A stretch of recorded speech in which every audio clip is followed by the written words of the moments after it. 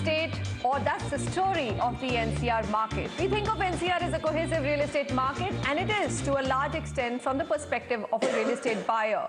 His affordability decisions, where you buy a home in the region, all of them depend on NCR being considered as a cohesive market. Sometimes you find people are traveling across from Noida to Gurgaon for work. But as we welcome 2016, grappling with real estate's worst slowdown in 5 years, it's important to ask which of these markets is likely to revive soon. And part of that answer comes from what the state governments are doing for real estate. So as we center our debate on NCR's property, we are going to get your perspective on UP versus Haryana. After all, these two states are very different, governing the housing stock of some of the key markets of the National Capital Region. Welcome everyone. My guests today are Pankaj Bajaj, MD Eldeco Infrastructure and Properties, Arjun Puri, MD Puri Constructions, Mohit Goel, CEO of Omaxe, Gaurav Kumar, MD Capital Markets, CBRE South Asia, and Sameer Jasuja, founder and MD of Prop Equity. Before I go across to my panel and start grilling them, here's something interesting that you all need to just have a recap on. Let's take infrastructure first and tell you the Haryana story. Now, what's happening?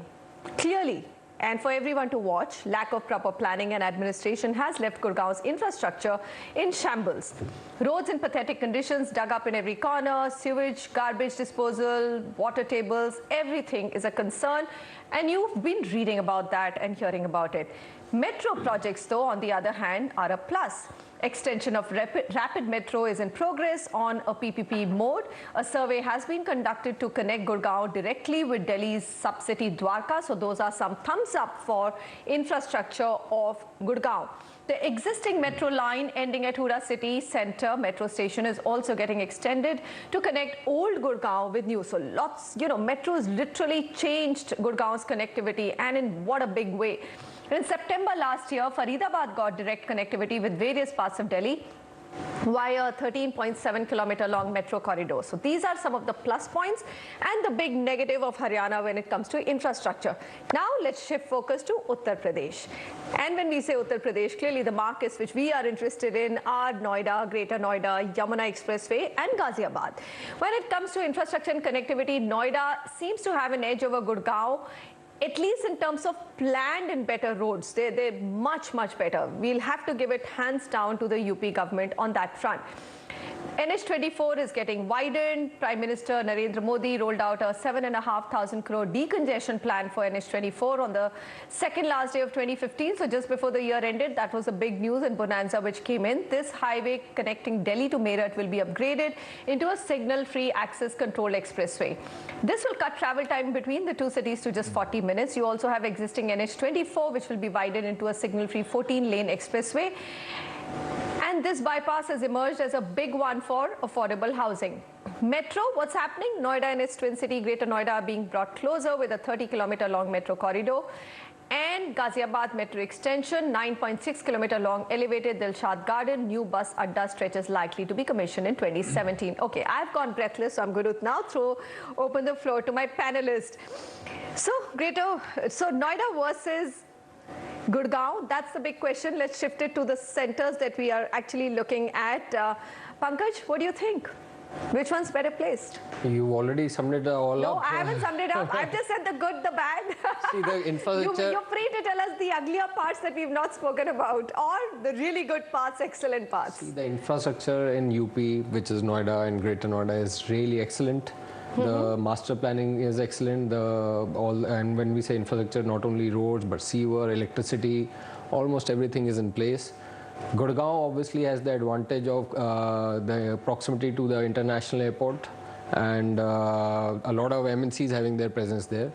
But generally, the policies of the government in UP are much friendlier to development than they are in Haryana. So I'll give you an example. The FAR, the buildable area that one gets in 1 acre in Haryana is 1.75 into the 4,000 square meters per acre, and which is about 76,000 square feet. An equivalent acre in Noida will let the developer build about 1.2 lakh square feet. The density which is allowed in UP is much higher than in Haryana, so that allows the developer to make smaller apartments. An and average, therefore more affordable. so an average apartment size in Noida would be about 1,000 square feet versus 1,700 square feet in Gurgaon. So that obviously translates into affordability. So Okay. the ticket prices in Noida would hover around 50, 60, 70 lakh rupees, and that is the reason why it has emerged as a hub for affordable mid housing. But you would find that a lot of people get priced out by the policies of Haryana in Gurgaon. So let's ask the Gurgaon developer. Do you think that Gurgaon is on pricing front, as Pankaj said? Arjun Puri, you need to come in here. On pricing front, Gurgaon has become a little bit too expensive for it to be affordable. And in terms of policy, the Gurgaon or Haryana government has really struggled to keep pace with what UP has done. Well, a couple of things. Firstly, Gurgaon is without a shadow of doubt, I think we all agree, the most desirable address in NCR even today. If any of us had to buy a house for ourselves, If we could afford it. or if we could afford it, in NCR, the number one choice would always be Gurgaon. Now, it is true that Gurgaon infrastructure has, had a lot of issues in the past, but with this government, with this current government, we have seen, fantastic policies and a lot of dynamism shown by the Chief Minister to settle issues. I'll give you an example.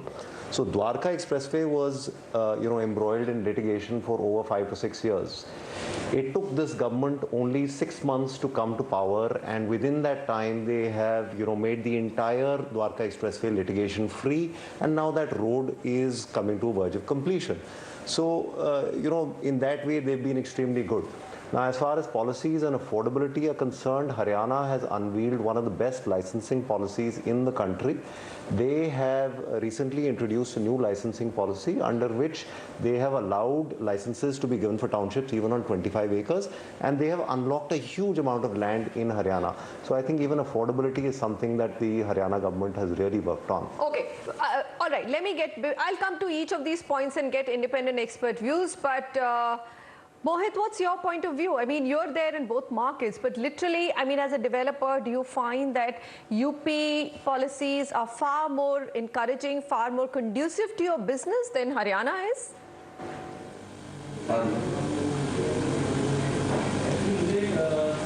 So with a yes or no straightforward answer, I would say yes. So UP, in terms of policy offered to developers, so in the end, it's not about developers, it's in the end the end user, because we're going to be selling it to the end user as well. So as Mr. Pankaj says, the average size of the apartment, which is 1,000 in, say, UPN, which is around 1,500 to 1,700 in Gurgaon. So affordability, which is a matter of concern, and which I think the whole nation demands right now, that should be the focus of all the governments of the country, not just UP, Haryana. So, and right now, Mr. Puri said, yes, this government is definitely acting on the fact that, okay, affordability is needed, and two different policies have come in, which is affordable and which would actually, I think, bring down prices in Gurgaon and Faridabad. So not Faridabad, but yes, definitely Gurgaon. Okay, and then it will make it affordable for all the people. All right, but one thing I completely agree with Mr. Puri is that Gurgaon is the foremost region where any consumer would love to live. All right, and I think the reasons for them, let me just spell out some and bring up this very interesting, we all know about these data points and graphics, but this is what's happening. Why is Gurgaon the choice of address for anybody who can afford it? Now, if you look at what has been happening on the investment front, Noida and that region, despite having better infrastructure, and I think that's kind of established, just hasn't been able to bring in some of the top companies. Gurgaon is home to more than 250 Fortune 500 companies. Imagine half of Fortune 500 list is actually based out of Gurgaon. Last year, Haryana received investment commitments worth 3,500 crore rupees during a day-long Invest North conclave. Haryana government is also in talks with China's biggest real estate developer, Dalian Wanda Group, who is likely to invest around $1 billion to build a mega industrial township in the state. A global investors summit is to be held in Gurgaon from 7th to 8th March. Now, it's not like Uttar Pradesh isn't trying. The Taiwanese consortium, Taiwan Electrical and Electrical Manufacturers Association, has expressed interest. Is this a beginning? Interest to invest 200 million in an electronic manufacturing cluster. Samsung India has invested 517 crore rupees for expansion of the Noida plant.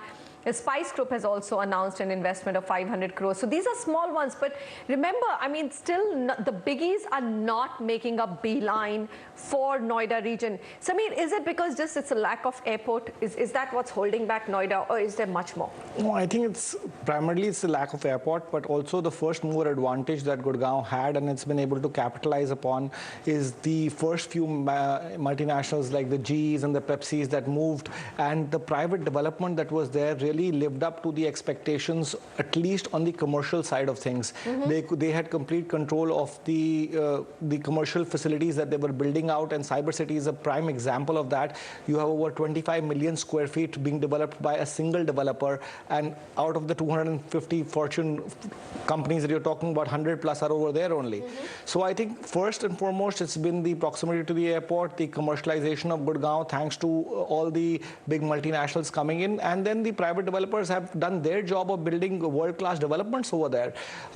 Coming to Noida, you know, there has been this government intervention of passing on land to the developers, and you know, one big thing on the policy side we're not talking about, which is going to start to really badly affect Noida in a big way, is that you know, you could buy land in Noida from the developer by paying over 8-10 years, and many developers and many developments are going to have not paid up that amount to the land authorities, and the consumers are going to really suffer over there because they're never going to get their flats, and that's going to be a big negative from a policy perspective on the Noida front. Oh my God. Okay, that's a big one. We're going to come back to that, but I think let's just keep this debate right now between Noida and Gurgaon. And when we say Noida and Gurgaon, we're literally looking at NCR, Gurgaon and all the surrounding areas, Dwarka Expressway, Sona Road, etc. on one side, and Noida, Greater Noida, Yamuna Expressway on the other side.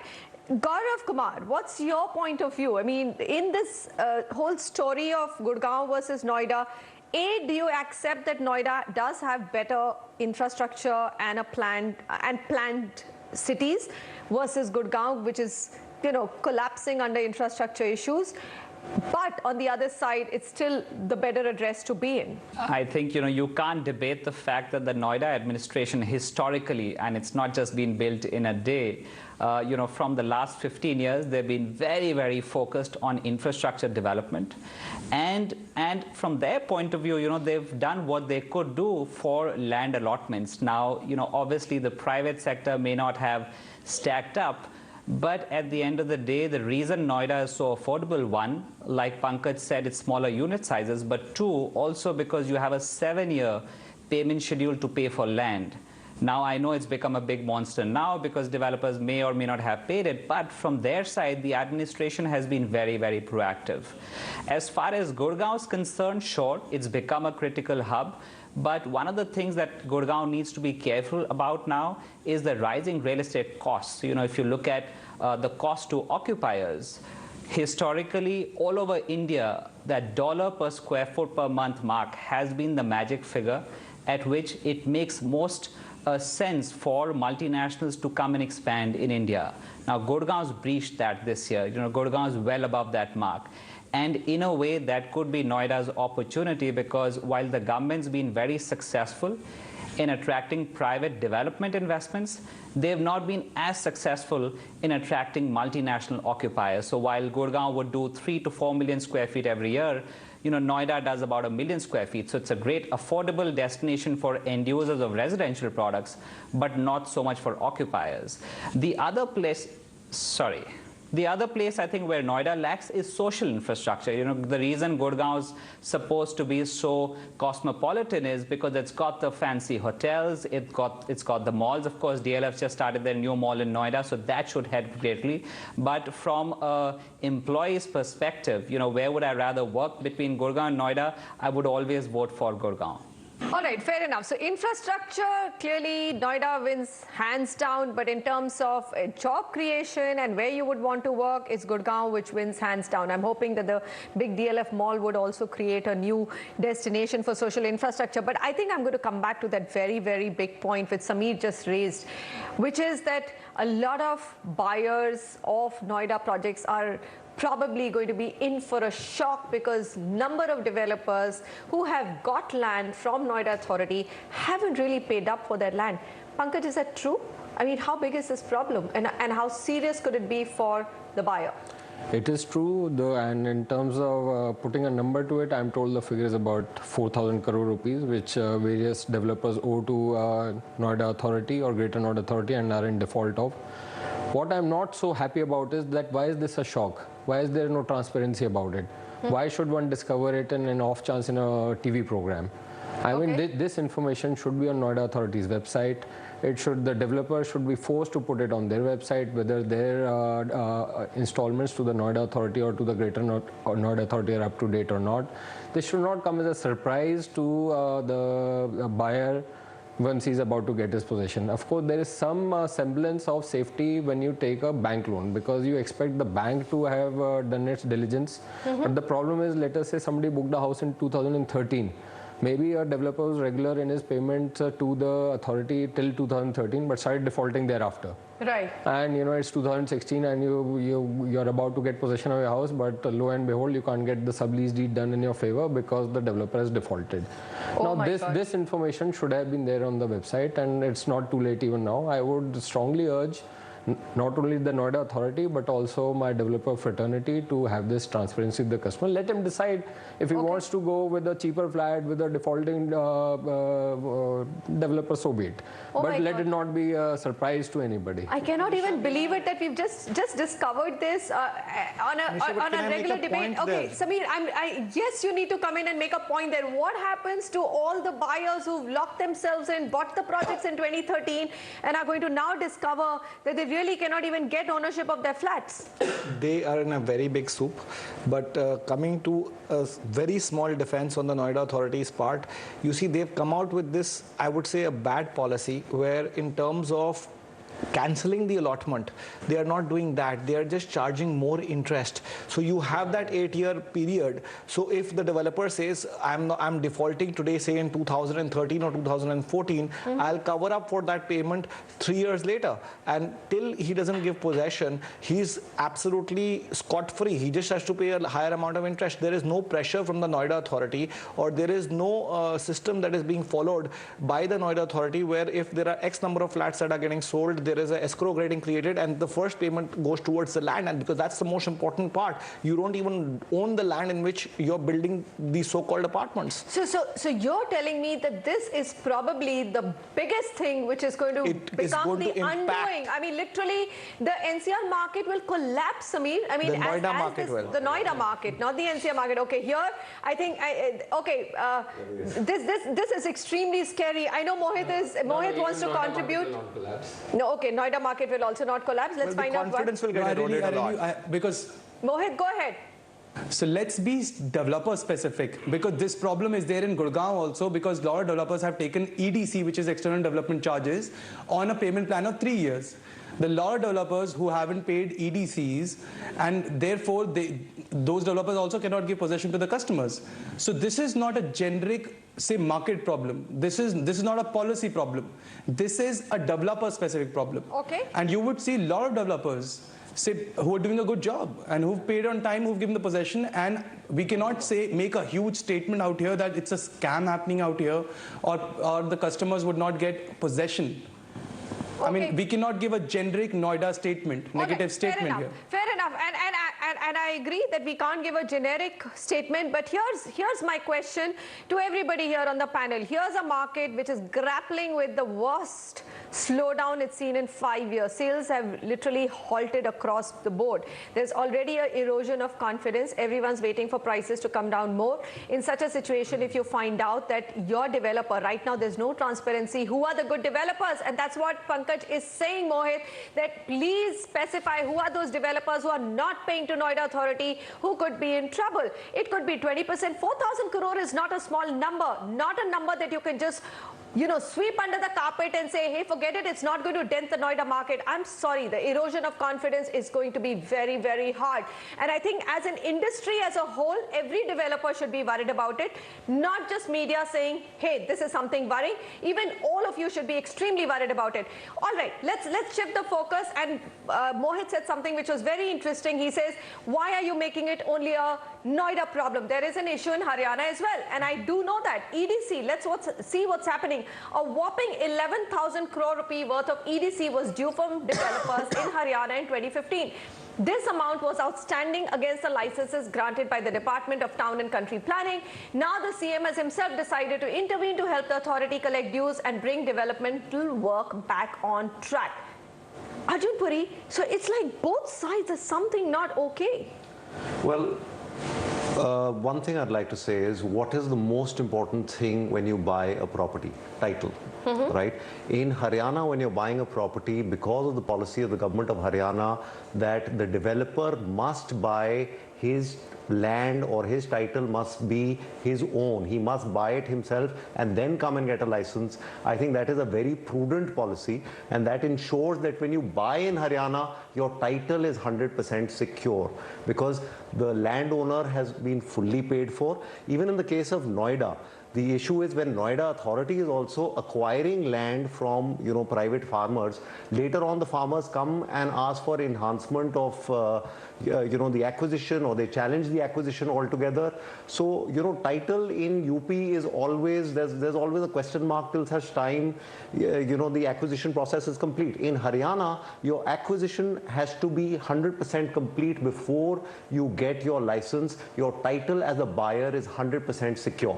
Okay, I'm going to take a quick short break. We've literally opened the Pandora's box here, but it's important to understand sometimes just a simple debate can throw up some of your risks associated, but then here we're not raising red flags just all over the place and saying don't touch anything in Gurgaon, don't touch anything in Noida. We are saying these are some of the issues as you set into 2016 you need to be aware of on how they could affect the real estate markets of these two regions and also the property prices. Stay with us. We're talking about two states, Haryana versus UP, as in terms of the NCR market, and how is this story going to unfold in 2016.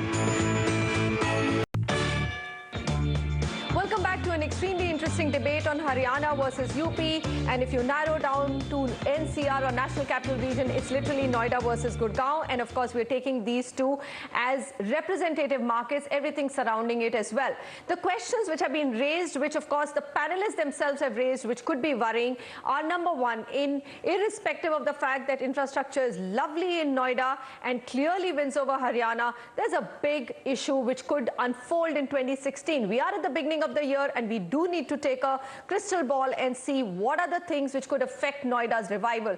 And a big thing out of that could be the fact that several developers have not paid up on their installments owed to the Noida authorities for the land that they've acquired from Noida Authority. Pankaj Bajaj, come in here. Tell me, I'm not going to say, hey, everybody says media does this hyperbole, etc., and goes out and scares everybody. But how big is this problem? If you take a look at the entire Noida stock, do you think that 20% of the entire stock or developers are the ones who haven't paid?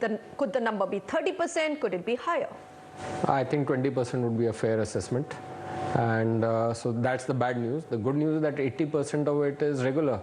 So one need not shy away from a good deal just because of this paranoia of the developer. How do you get to know the good deals, Samir? How do you get to know the good deals? That's my point, that it should be on the website and it should be transparent. And you can even ask the developer. In fact, you can go to the Noida Authority. Today, you can go to Noida Authority. You can make a simple application to Noida Authority and they will answer you whether the installments are up to date or not. I am saying it should not even be that tedious. It should be on the website, and I think through CREDAI we are going to talk to Noida Authority to make it more transparent. Okay, let me bring in Gaurav here. Gaurav, you must be, as an IPC, fairly aware of this problem. Is it 20%? Or do you think that this could be a larger problem? Remember that there is a huge crisis of confidence right now in the market amongst real estate developers. And as this news unfolds, that there could be a 20-25% stock in Noida market. Even if I take 4,000 and assume that half of it is Unitech, take that away, and then take the rest of the stock, and you're saying that that's a substantial part. Would that not erode consumer confidence further when it comes to Noida and the adjoining markets? To answer your first question, I don't think it's likely to be higher than 20%. The second thing that I want to say in defense of both Noida and partly Gurgaon is that, we've seen market conditions over the last 2 years that have been unprecedented in the last 20 years in this country. So obviously, when you're referring to Noida developers, when they bought these lands 5-6 years back, an entire business plan is based on end user sales, sales coming into the market at a certain price. Now, for whatever reason, That's not materialized. And I don't think that the Noida authority is pressing any panic buttons. I don't think we should either. I think the authority is working closely with the development community to make sure that people get their homes. And the only way that people will get their homes if developers are able to do financial closures. There is enough institutional capital available, number one. Number two, there will be a small consolidation in the industry where some of the larger players or corporate players could collaborate with those developers who are in trouble. I mean, if the ultimate objective is to get people their homes, then, you know, we should try and be a little bit more constructive as far as making sure these homes see the light of the day. And the same is the case with Gurgaon as far as EDCs and IDCs are concerned. Yes, there should be transparency if there are a few rogue players who's spoiling the market, then like Pankaj said, there should be transparency, but I don't think there's reason to press the panic button right now. Okay, fine. We will not panic. Sameer Jasuja, do you think so? That, I mean, here's the thing.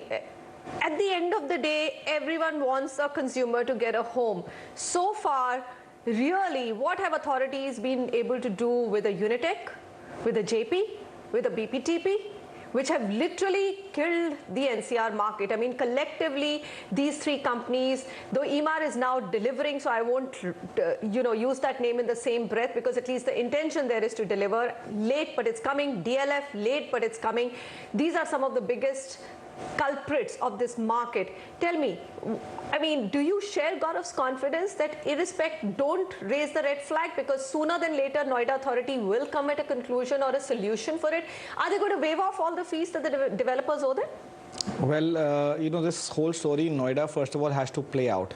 There are 100,000 plus apartments that are to be handed over, where registries have to be done, and one has to wait and watch to see whether it's 20% or 40% and what's really going to eventually happen, because... No, so 2,000 crore is a figure. Take out Unitech. We don't know all that. We really don't know that, because the question is that these payments have to be paid over a period of time. So if somebody is paying on time till now, may start defaulting going forward. Okay. So those problems could get compounded, first of all. Second of all, I think the point that is very important to keep in mind is, like, Gurgaon rightfully does not have that problem, because EDC, the consumer has to pay the EDC, and it's a very small amount of the total value of the sale of the flat, right? Overall, if you look at it, EDC amounts to about 5% of the total sale value, whereas... consumers have paid their EDC, Sameer. It's the developers who have not paid to the authorities. That's the big problem but the government has a way... The government has a way of actually, Manisha, the biggest problem is that the authorities are hand in glove with the developers. This is the biggest problem. Right? And if that didn't exist, these problems won't start showing up. If the authorities were not in hand in glove, then these EDC payments that are overdue of 11,000 crores or in Noida, this would never happen. Okay. So I think we are back to going to the courts and waiting for the real estate regulator to come to do something about this. Otherwise, there is no hope that the authority is going to be able to come to the rescue of the consumers at all. Please do not have any such expectations. All right. So then let's just then come back to one simple point. Will it take the real estate regulator bill to be passed for any kind of confidence to return to this market? Arjun Puri. Well, not necessarily. For example, we've taken the lead. We've decided that we don't need to wait for the real estate bill to be passed.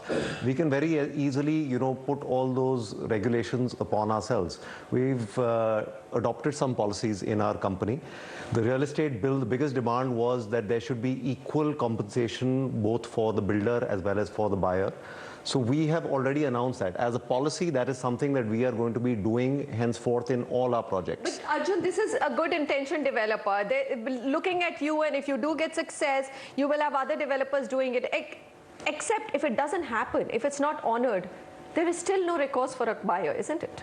There is. I mean, if you see the kind of, there's no legal validity to that pledge. Well, I'm putting it in my agreement. The builder-buyer agreement is... the builder-buyer agreement has all of that. Okay, so that's a big step forward. That's absolutely a big step forward. Number one. Number two, today there is a lot of consumer activism and awareness, wherein the consumers are going to all sorts of forum and getting orders against builders who are defaulting. It's not as if consumers are left high and dry and have no recourse.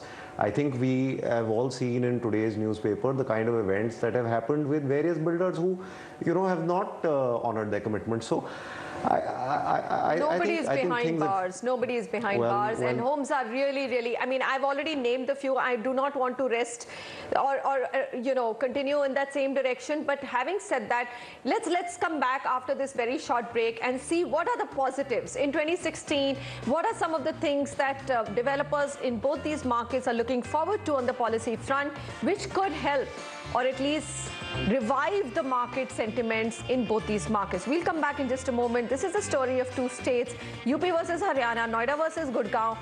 What will it take for these real estate markets, not stock markets, to revive? Welcome back. 2016 Crystal Ball NCR. Gurgaon versus Noida, adjoining areas of both these locations. What's going to happen? Well, we've discussed some of the big issues, or let's say some areas of concern right before the break. But what are the positives which could emerge and literally revive market sentiment in these two markets? Let's begin with somebody who's extremely hard-nosed, skeptical, and says it as it is. Sameer D'Souza, give me one. Do you believe that these two markets have the potential to revive? And if yes, why? Well, I think these two markets have the potential to stabilize more than revive first. I think revival is some time away, and that's partly because of the extra units that have extra supply that is coming into the market in both these markets in the biggest possible way. Exponential supply is coming in the market. Yes, absolutely. So you're talking about New Gurgaon and Sona then? If you talk about New Gurgaon, Gurgaon as in Golf Course Extension, Dwarka Expressway and Sona, I think there is unprecedented amount of supply. Just to give you a number, about 70 odd thousand units have to come into Gurgaon, completed in Gurgaon in the next 3 years, and we don't have 70,000 units that have got completed in the last 15 years. So that's the kind of supply we are talking about that's going to hit the market, and that's going to be a little bit of a dampener on price appreciation going forward. But that's also a positive because the prices that run up so much that affordability will kick into the market, which is very, very important. Okay, that's the first point, and infrastructure is adding on, getting added on to the Gurgaon side, whether the metro is getting extended or the roads are getting better. Look at the Golf Course Road, for example. And one very important point that we've not made is that Gurgaon has really not been that badly affected because of infrastructure, because most of the people are living in condominiums where it's self-contained infrastructure provided by the developer, whether it's through 100% power backup or whether it's through internal security. So that's why Gurgaon has boomed the way it has boomed, because really speaking, we were not dependent on the government on infrastructure. The good points of Noida are, very frankly, I think because of the oversupply that has got created, there is affordability that is already there in the market. Price points have come down in Noida, especially on the expressway where the infrastructure, social infrastructure is good, the total physical infrastructure is great, and price points have come down from say 8,000 rupees a square foot 5 years ago down to 4,500-5,000 rupees a square foot. Pankaj, very quickly, positive about the Noida market, something that you're really excited about. Look at the price points. How Sameer just alluded, it's 4,500 rupees a square foot. The average apartment size is 1,200 square feet. We're talking about 50 lakhs. I mean, it's if a developer launches today, he can't even cover his overheads. So the price points are so attractive right now. And listen, the housing demand has not evaporated in NCR. Let's not fool ourselves. There's an influx of lakhs of people into the NCR every year. It's just a crisis of confidence which has happened because of certain rogue developers and because of certain extraneous circumstances, which is going to take care of itself. Even today, the good developers are doing fine, and this is not true only for Noida but also for Gurgaon. The good developers are selling. Are all doing fine. The price points are reasonable. This is the time to buy. I don't think there has been a better time for the home buyer than the last 6 months or even the next 6 months. I can't see beyond the next 6 months. Arjun Puri, would you agree with it? And what's the exciting part? I mean, I know that you mentioned Dwarka Expressway, but there's anything else which you're really happy that the government has done for Gurgaon and you think would help lift the market? Yeah, certainly. Taking off on Sameer's point, the most exciting thing about Gurgaon is the office absorption. We've had, record number of lakhs of square feet grade A offices coming into Gurgaon and getting absorbed. The rents in Gurgaon, as far as offices are concerned, are still the highest in NCR. Now, obviously, if these offices are getting filled up, the next step is that all those people who are driving 1 hour to and fro Gurgaon are going to start living in Gurgaon. But Gaurav, Gaurav also mentioned the fact that it's outpricing itself. Grade A office space in Gurgaon is outpricing itself. Does that not worry you as well?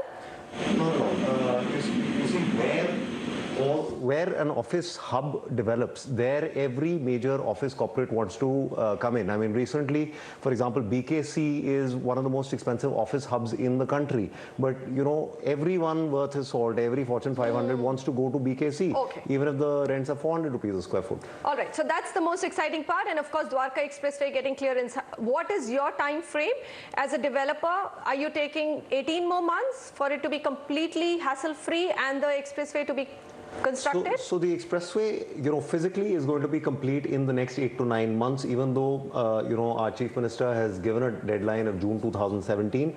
But that is including all the surrounding infrastructure of, you know, stormwater, sewage, electrification, everything. Okay.